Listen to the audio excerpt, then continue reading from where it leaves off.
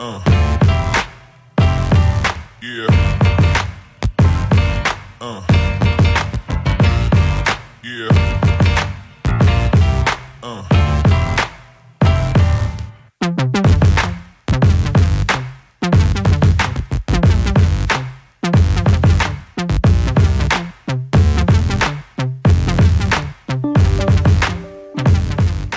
Hola amigos de Shock, bienvenidos a este streaming en la del sombrero. Hoy nos acompaña Valeria de la Espriella, que es la creadora de Soltera de Botas, y a esta mujer que sabemos que la han visto mucho también, María Ángela. ¿Cómo estás, María Ángela? Que es de Las Igualadas. Hola. Bienvenidas, chicas. Muchas bienvenidas gracias. a este streaming.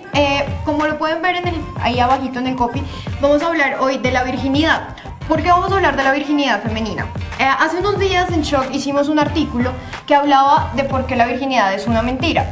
Casualmente nos respondieron a ese artículo solamente hombres y dijeron que la virginidad es lo que hace a la mujer pura y la hace digna. ¿Qué opinan? ¿Qué opinan, chicas? Sí, todos quedamos con la misma cara, pero por eso estamos acá, para resolver este tipo de dudas y para contarles a ustedes realmente que la virginidad no es todo lo que nos metieron en la cabeza desde que crecimos. Bueno, chicas, ¿con quién empiezo? Valeria, María Ángela, ¿quién quiere tomar la palabra? ¿Qué es la virginidad? Bueno, la virginidad, si nos vamos a una definición como física o biológica, es el estado de una persona que no ha tenido relaciones sexuales con coito o con penetración.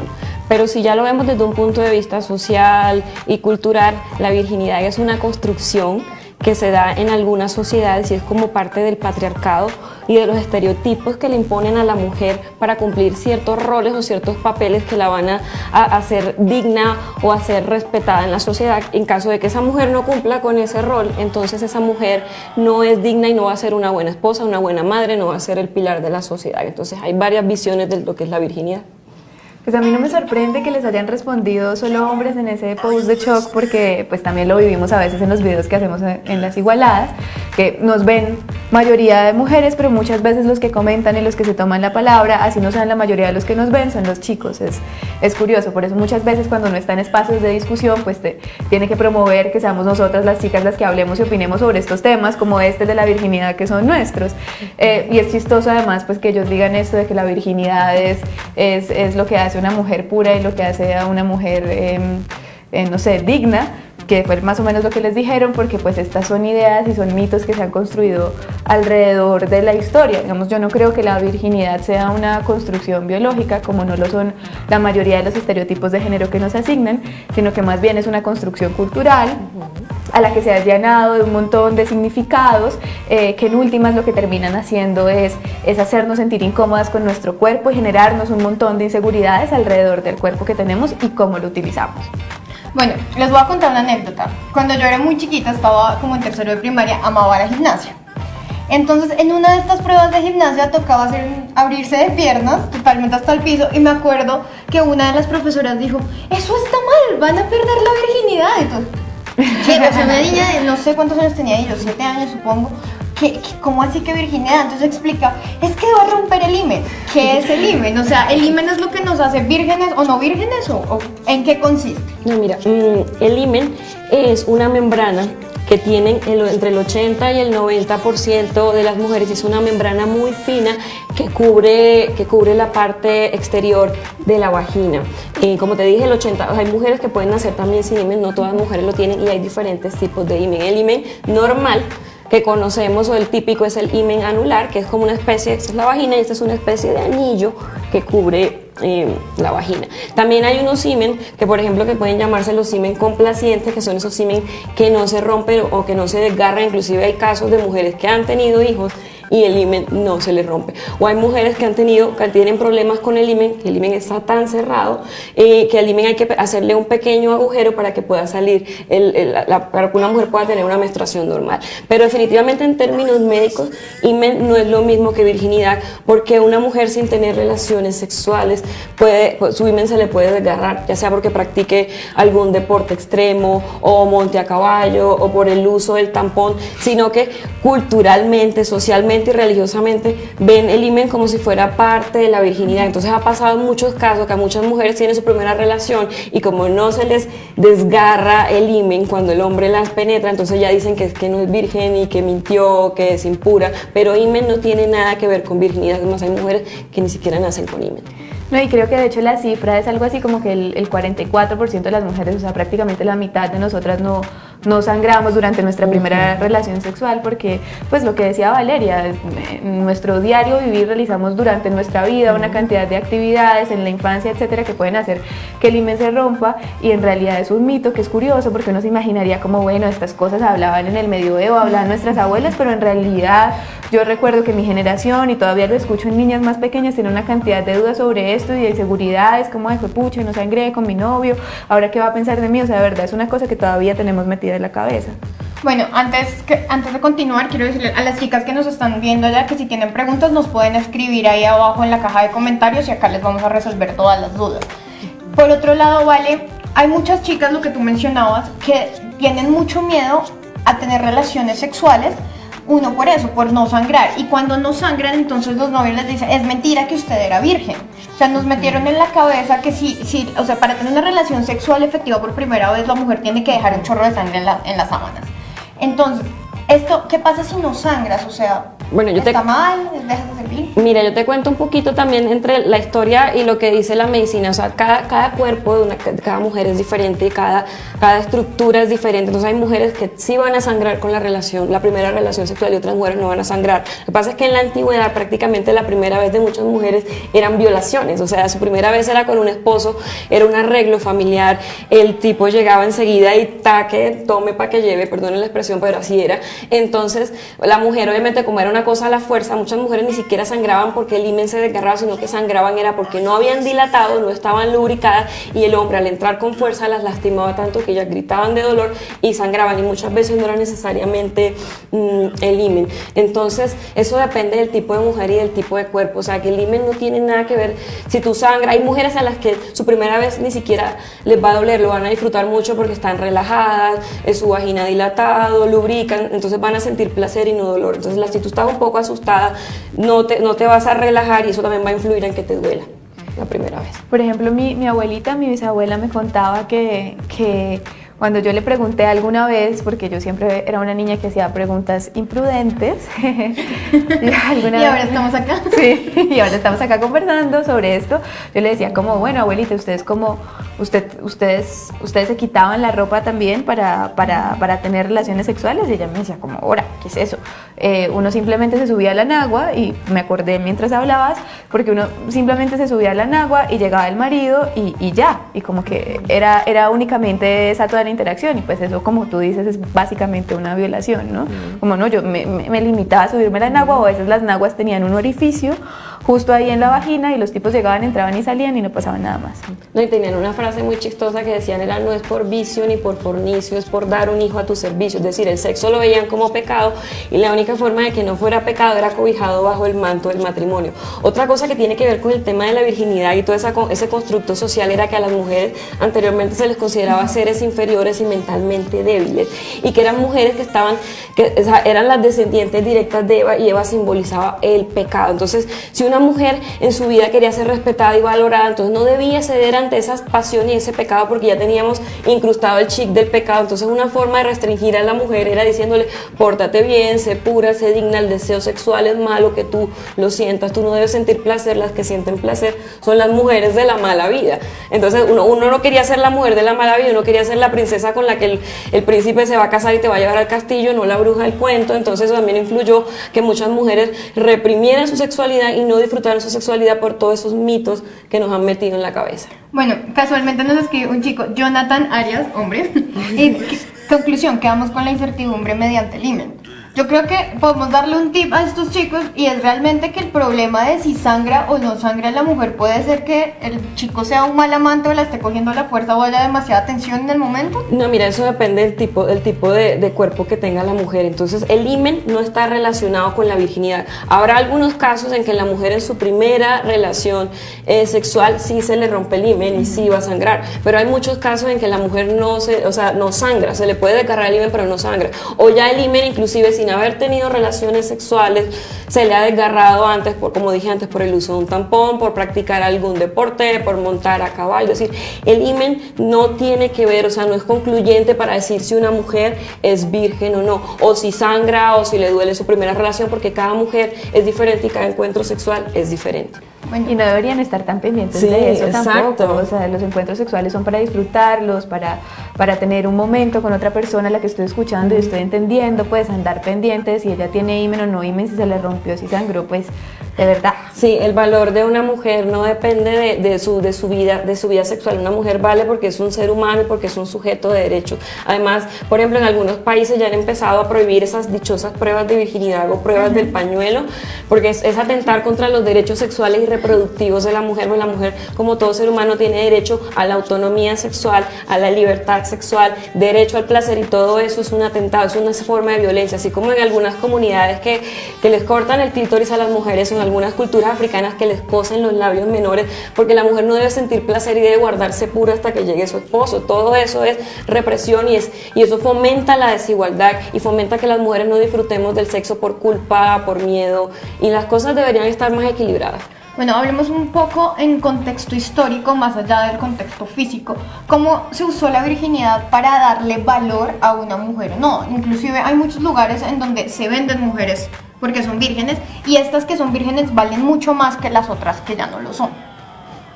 Bueno, mira, el cuerpo de la mujer, o sea, siempre ha sido considerado como para el disfrute del hombre, pero no para el disfrute de sí misma. Entonces a un hombre machista, no le va a parecer placentero que la mujer con la que él está ya haya estado con otro hombre o haya estado con muchos hombres. Y en algunas culturas veían la virginidad de la mujer, o sea, si en el hombre, en el macho era valorado que fuera valiente, que fuera experimentado, que fuera fuerte, que no expresara sus emociones, la mujer era valorado que fuera dulce, que fuera pura, que fuera sumisa, y la pureza se simbolizaba con no haber cedido ante el deseo. Entonces, por eso las vírgenes eran muy apreciadas. En algunas culturas las vírgenes eran las únicas que guiaban ciertos templos, o las vírgenes hacían que la honra de una familia subiera, o por ejemplo en algunas culturas el cielo, le dicen a la persona al hombre que si llega al cielo lo van a recibir 72 vírgenes. O sea, la virginidad de la mujer tenía una cosa súper valiosa, porque era el hombre sentir que él era, que arrancaba esa flor, que la defloraba, que era el primero en llegar a ese terreno. Entonces era como una conquista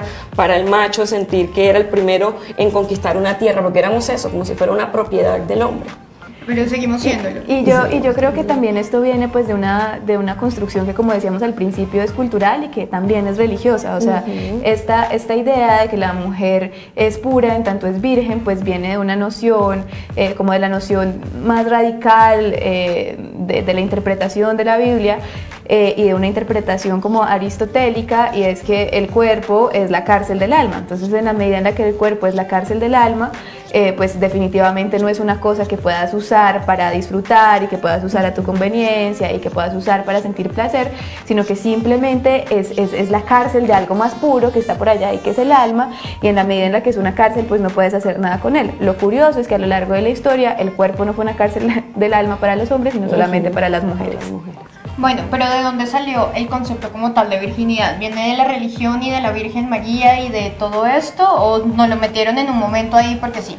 Pues es que la virginidad se ve en diferentes culturas, no solamente en nosotros. O sea, la palabra virginidad claramente viene de virgen, y uno lo relaciona con la Virgen María, porque la Virgen María simboliza como esa pureza que, a pesar de que tuvo a Jesús y siguió manteniéndose virgen. Pero también en otras culturas se habla de la virginidad, o de la castidad, o de la abstinencia. No es solamente propio de lo católico, porque también se ven culturas musulmanas, se ven culturas africanas, se ven culturas gitanas, y eso es más. O sea, también la religión tiene muchísimo que ver, pero también es el patriarcado que ha metido ese concepto. Entonces, según el patriarcado y la religión, entonces ahí peligrosísimo. Bueno, vamos un poco a las preguntas que nos están enviando. Nos dicen que somos unas ignorantes acá. Nina, bueno, Nina, para todo hay gustos, ¿no?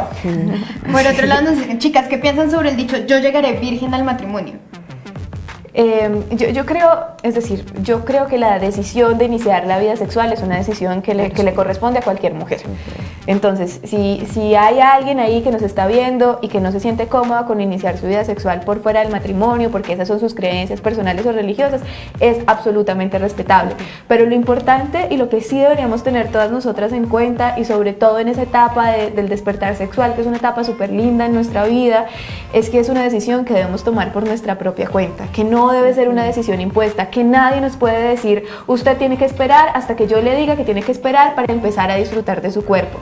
Siempre y cuando seamos conscientes de lo que queremos hacer y nos informemos al respecto de las cosas que están relacionadas con el inicio de nuestra vida sexual, pues lo importante es que esa decisión sea una decisión consciente, una decisión informada, y que tomemos porque se nos dio la gana, porque nos sentimos rico, porque nos gusta la persona con la que estamos, o porque simplemente ya sentimos que es el momento en el que queremos tener relaciones sexuales y punto.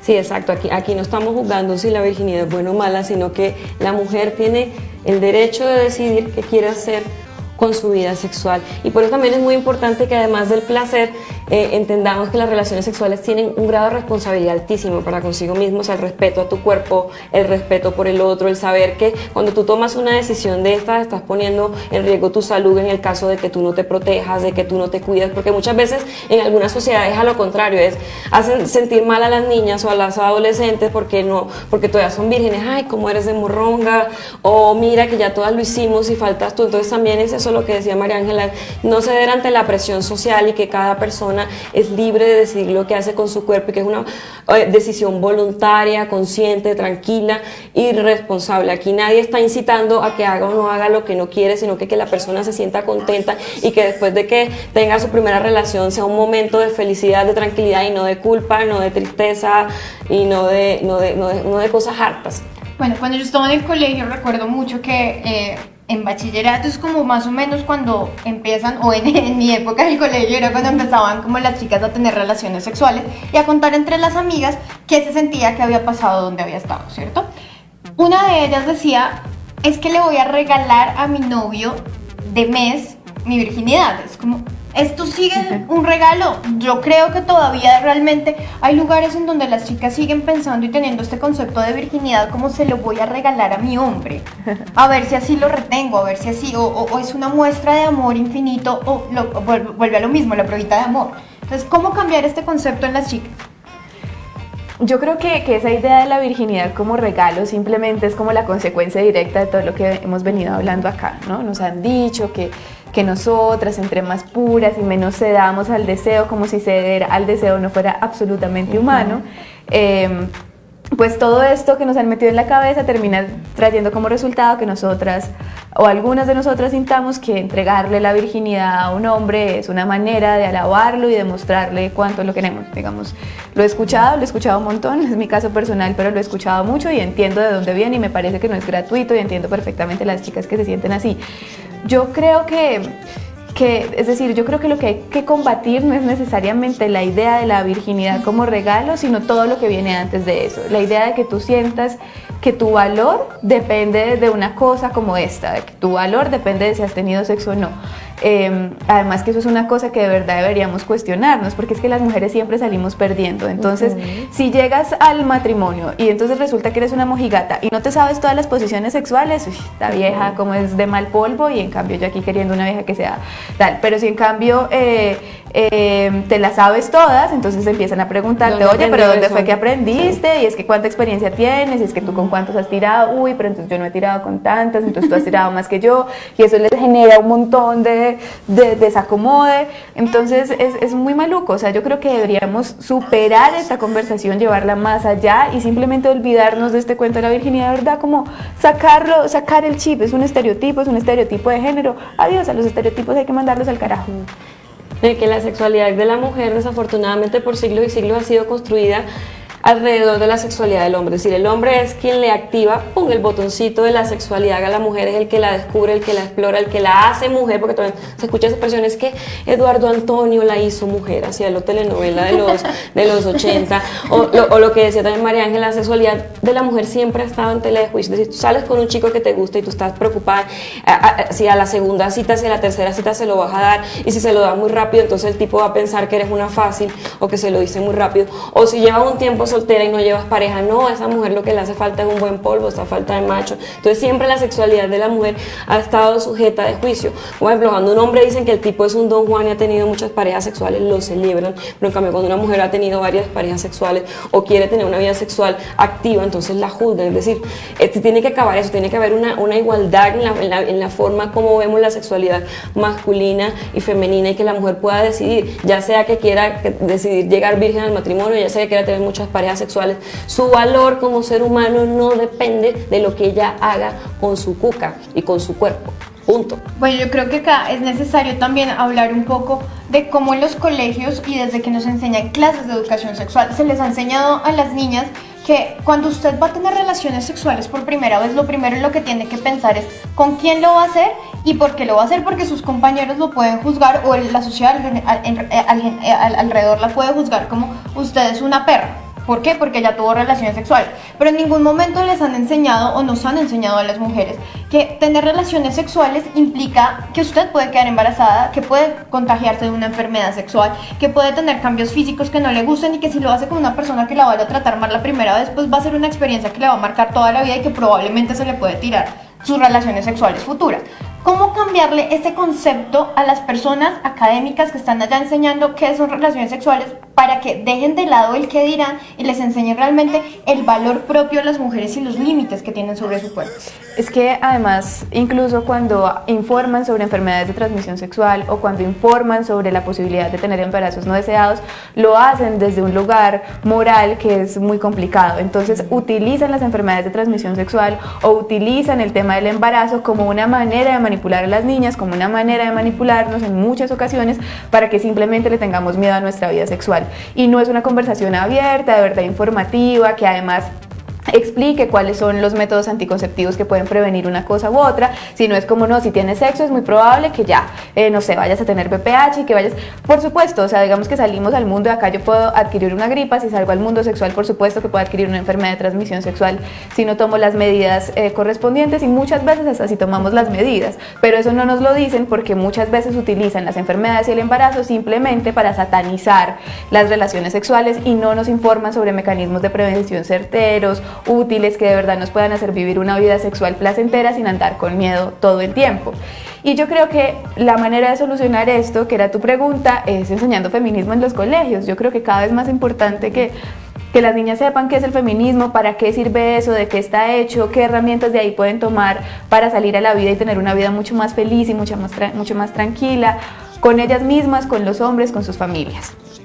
Bueno, por ejemplo, en países europeos que son países laicos pero de verdad, no en el papel, tienen todos cátedra de educación sexual, y la cátedra de educación sexual es dictada por personas expertas, no por alguien que simplemente te va a dar una clase que no está acorde con la edad de los jóvenes, no aborda los temas de manera que engancha a los jóvenes. Entonces allá tienen unos módulos de educación sexual muy completos en esos países, y por eso los embarazos adolescentes son tan bajos y el de enfermedades sexuales entre la población juvenil es tan baja. ¿Por qué? Porque al recibir los jóvenes la información adecuada y hablar de manera abierta, sin tapujos, sin rollo, lo ven como algo natural y son más sabios a la hora de decidir. Es más, algunos posponen las relaciones sexuales cuando se sienten con una madurez emocional. ¿Por qué? Porque ven el sexo no como algo desde el pecado, desde lo sucio, desde lo malo. Y el tema de la educación sexual es un tema también es público. Eso no solamente, eso incluye a padres, incluye a maestros, incluye a gobiernos, incluye al sector educativo, incluye un montón de gente que tiene que trabajar con ese tema, pero sé que en Colombia es un poco difícil porque siguen viendo el tema de la educación sexual como si informar fuera a incitar, y antes la información es mejor que la desinformación que los chicos o las chicas pueden encontrar en internet, que hay un montón de información que no veo con los amigos que saben menos que ellos. Entonces yo creo que acá nos están viendo también pues gente que ya perdió la virginidad, pero debe tener hermanitos que están en ese proceso y que dicen como no voy a hablar de eso con ellos porque es que pues búsquelo en internet, ¿no? Yo creo que tú tienes mucha razón en decirles como oigan, sí hablen, o sea, hablarlo no es malo, decirle no es incitarlos. Como cuando, esto es un ejemplo tonto, pero tal vez sirva para que lo entiendan, como cuando el papá decía, yo prefiero que se tome un trago conmigo que vaya y se lo tome afuera, ¿cierto? Entonces, ¿cómo explicarles a los hermanos mayores, a los papás o todo esto, como la virginidad no es algo malo y pueden perderla sin necesidad de que sean un pecado? Sí, yo creo que lo primero que hay que hacer es acabar con la idea de que estamos perdiendo algo, porque en realidad lo único que estaríamos acabando a la hora de construir todas estas ideas es un estereotipo, y qué delicia acabar con los estereotipos. O sea, si perder la virginidad es perder un estereotipo, pues vamos a perderla todos ya, ¿no? O sea, lo que yo creo es que hay que acabar con la idea de que uno está perdiendo algo cuando uno empieza a tener relaciones sexuales. Al contrario, si es una decisión informada, si estoy haciéndolo porque es una decisión que estoy tomando por mí misma, pues no estoy perdiendo nada, sino que estoy ganando mucho. Estoy abriendo la puerta a un conocimiento de mi cuerpo que es maravilloso y que es una delicia, y conocer mi cuerpo no me hace una puta ni me hace menos merecedora de absolutamente nada, me hace una mujer que está viviendo y punto. Entonces lo primero es acabar con la idea de que estamos perdiendo algo. Bueno, acá Daniela Martínez nos dice, también he escuchado y en familia me lo han dicho mucho, que oso andar con un novio y con otro porque es andar de boca en boca de todos. ¿Qué piensan de eso? Eso también está ligado a todo lo que hemos venido hablando, y es que como la reputación o el valor de una mujer está ligado a su vida sexual. Entonces, si una mujer no ya cambia de pareja o tiene varias parejas, entonces sigue siendo como algo más visto porque no está cumpliendo con ese rol o con ese deber ser que le impone la sociedad patriarcal, que es de ser la mujer sumisa, dulce y pura, que es solo entregada a un solo hombre. Entonces todavía eso se sigue manteniendo. Igual ya muchas chicas pierden su virginidad antes del matrimonio, y es algo ya un poco más natural, más normal, pero sin embargo siguen criticando a las que de pronto ya han tenido varias parejas. No, yo tenía una amiga que ella en la universidad a todos los chicos les decía que tú eres el segundo, para que no se sintieran mal y para ella no sentirse mal, pero era una cosa terrible porque es uno no disfrutar de su vida sexual por el miedo a que te estén juzgando y a que estén diciendo que tu valor como mujer depende de eso. Sí, igual chicas, es lo que hablamos hace un momento, o sea, igual vamos a salir perdiendo en cualquiera de los casos. Igual, si ustedes optan por la opción de, digamos, de seguir, de cumplir con la norma y de, no sé, permanecer sin vida sexual hasta el matrimonio y no sé qué, igual también nos las van a montar. O sea, por eso lo que toca hacer es tomar una decisión informada y asumir las consecuencias de esa decisión informada, porque cualquiera de los dos caminos, cualquier camino que tomemos, cualquier decisión que nosotras tomemos, hasta que este mundo no sea un lugar distinto, va a ser una decisión cuestionada. Bueno, acá, de hecho, respecto a lo que tú dices, Vale, dice un chico, dice, no soy machista, pero conocí a una chica que me preguntó con cuántas mujeres he estado, y le dije que 5, 4 han sido mi novia. Le pregunté lo mismo a ella y me dijo que solo 1. Me dice, la virginidad es solo una frase de cajón, ya que las mujeres tienen más vida sexual que los hombres. Es que eso es muy relativo, uno no puede generalizar, porque es que hay mujeres que tienen mucha vida sexual, hay mujeres que tienen poquita vida sexual, entonces uno no es quien para juzgar qué hacen o qué no hacen, y uno no puede decir todas las mujeres o todos los hombres. Así como hay imen diferentes, así también hay muchas mujeres y hay muchas vidas sexuales, entonces uno no puede como generalizar. Sí, de acuerdo. Bueno, pero entonces acá también hay que decir que hay también hombres que no tienen tantas relaciones sexuales y no está mal tampoco. Y desafortunadamente también por el machismo los mismos hombres también son juzgados. Si tú eres un hombre que no ha tenido muchas novias, o un hombre que no ha sido activo sexualmente, o no eres el conquistador, dices, ay, es que es poco hombre, es poco viril, no es macho, no es seductor. Entonces también a ellos el mismo machismo los afecta porque no están cumpliendo con el rol del experimentado, del que se la sabe todas. Bueno, chicas, démosle unos tips o consejos, como lo quieran llamar ustedes, a las chicas que nos estén viendo para, 1, acabar con estos estereotipos, y 2, para que se pongan límites a la hora de tener relaciones sexuales. Bueno, es importante entender, o sea, fortalecer lo que se llama la autoestima sexual, entender que tu cuerpo es tu territorio, es un sitio que tú debes respetar, también debes de respetar al otro, independiente de la sociedad en la que tú vivas o los mensajes de los que te estén bombardeando, ya sea o porque te obligan a conservar la virginidad o resistirte al deseo, o porque te incitan para que pierdas la virginidad. Tú al final es la que vas a tomar la decisión, y que cada decisión es importante y cuenta, y por eso debe ser una decisión muy muy bien tomado y como decía María Ángela, la información es importante y sobre todo el respeto del amor propio es el comienzo de todo. Si tú tienes amor propio vas a tener unas relaciones sexuales basadas en la igualdad, independiente si es una relación casual o es una relación con tu pareja estable, siempre tiene que existir respeto y buen trato entre los amantes. No es porque vaya a ser una cosa casual vayas a permitir un maltrato o que alguien te haga el feo. Entonces tú sigues valiendo independiente del tipo de contacto sexual que tengas con alguien y siempre cuando tú digas no, es no. Entonces tú puedes decidir, o sea, eso hace parte de tus derechos sexuales y reproductivos como ser humano y los derechos sexuales están por encima de las religiones y de todo. De acuerdo, me sumo total a lo que acaba de decir Valeria y tal vez agregaría una palabrita que puede resumir lo que hemos estado conversando y es consentimiento. El consentimiento se trata de estar seguro de si la otra persona quiere, de si estamos en igualdad de condiciones, de si los dos queremos y estamos tan antojados en el mismo momentico, y cuando aplicamos el consentimiento en nuestra vida sexual vamos a tener una vida sexual súper plena. Y lo otro yo creo es que de verdad hay que salirse de ese miedo por disfrutar nuestro cuerpo. Hay que disfrutar nuestro cuerpo, hay que conocer el cuerpo y hay que tomar decisiones basadas en eso que nosotras queremos. Bueno, y por último, ¿ustedes creen, o las chicas que están allá, si tienen muchos nervios, pueden buscar ayuda, donde pueden encontrar un poco más de esta información para que tomen este tipo de relaciones más conscientes?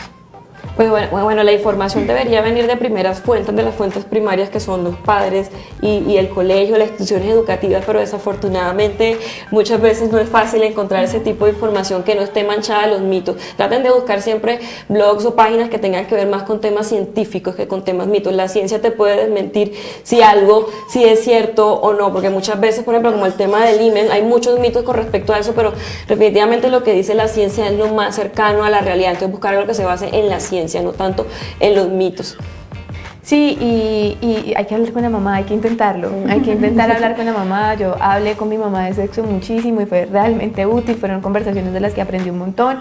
Y bueno, y si no está la posibilidad de hablar con la mamá, pues creo que cada vez hay más iniciativas en este mundo digital que tienen mucho ruido, pero si sabemos buscar, cada vez hay más voces de mujeres informadas, sensibles, que quieren hablar sobre estos temas para nosotras mismas y en nuestro lenguaje. Entonces ahí es que saber buscar. Bueno, y si les tienen preguntas también para ellas directamente, que les da miedo ponerlas ahí debajo del stream, no más que miedo, pena, porque el sexo siempre nos lo han vendido como que es algo que nos hace sonrojar. Entonces, ¿pueden encontrar a Valeria en dónde?